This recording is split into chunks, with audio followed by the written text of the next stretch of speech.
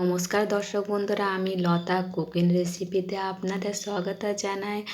আজকের আমি আপনাদের সামনে নিয়ে এসেছি নতুন রেসিপি, ব্রেড চপের রেসিপি।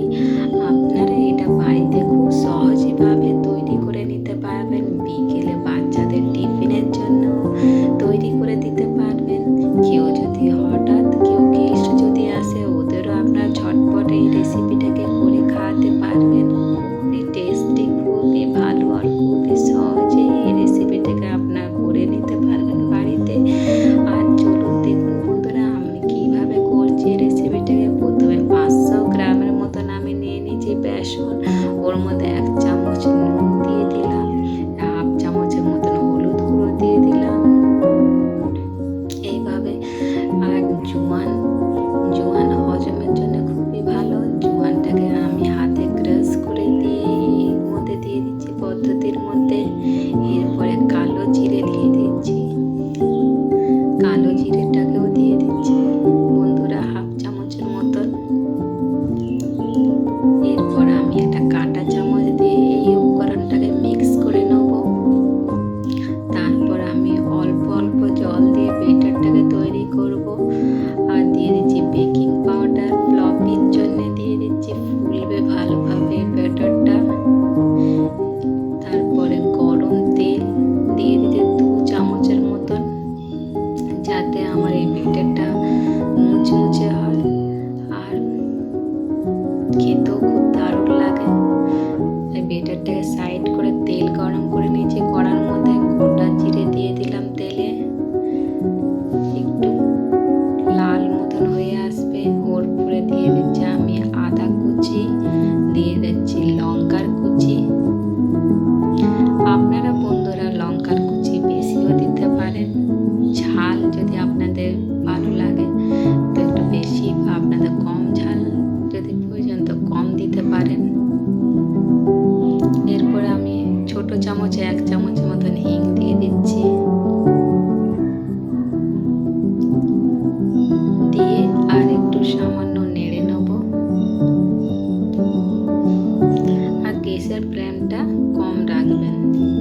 এর উপরে আমি দিয়ে দিচ্ছি হলুদ গুঁড়ো পাউডার 1 চামচের মতন, দিয়ে দিচ্ছি এর মধ্যে আমি জিরে গুঁড়ো পাউডার 1 চামচের মতন। এরপর আমি দিয়ে দিচ্ছি এর মধ্যে লঙ্কার গুঁড়োর পাউডার 1 চামচের মতন,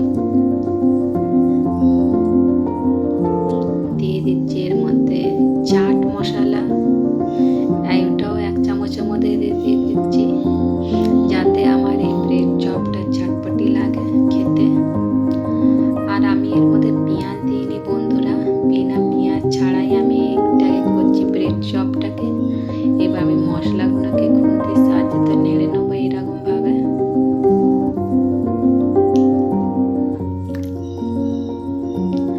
এরপরে আমি 4টে বয়েল করা গ্রেট করে নিয়েছি আলু, এই মশলার সঙ্গে দিয়ে দিচ্ছি।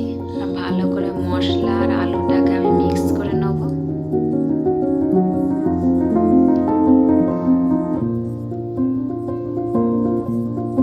এইরকম ভাবে মিক্স করে নেব আমি।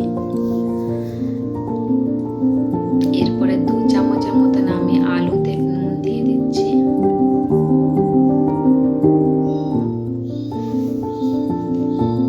নুন দেওয়ার পর ভালো করে আবার মেখে নেব আলুগুলো আমি, যাতে মশলা আলু একসঙ্গে মিক্স হয়ে যায়। এর উপরে আমি দিয়ে দেবো 1 মুঠোর মতন ধনে পাতা।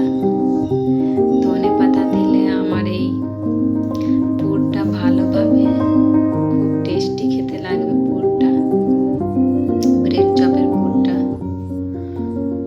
আর যে ধনে পাতাটা দিয়ে আমি একটা পাত্রের মধ্যে এই পুরটাকে ঢেলে নিলাম আর ঠান্ডা হওয়ার জন্য রেখে দিয়েছি সাইডে। এরপর আমি ব্রেড নিয়ে ব্রেডটাকে ছুরির সাহায্যে এইরকম ভাবে ট্রায়াঙ্গেলের মতন কেটে নিচ্ছি। কেটে নেবার পর এটা আলাদা করে দিলাম কেটে। এইদিকে আমার বেটারটাও ঠান্ডা হয়ে এসছে। বেটারটাকে আমি চামচে করে নিয়ে এই ব্রেডের মধ্যে লাগিয়ে নেব হাতের সাহায্যে। আপনারা চামচের সাহায্যেও লাগাতে পারেন, আমি হাতের সাহায্যে লাগাচ্ছি।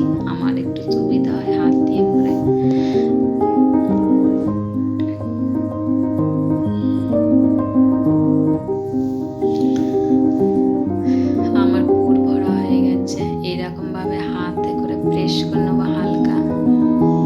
দেখুন বন্ধুরা, এইরকমভাবে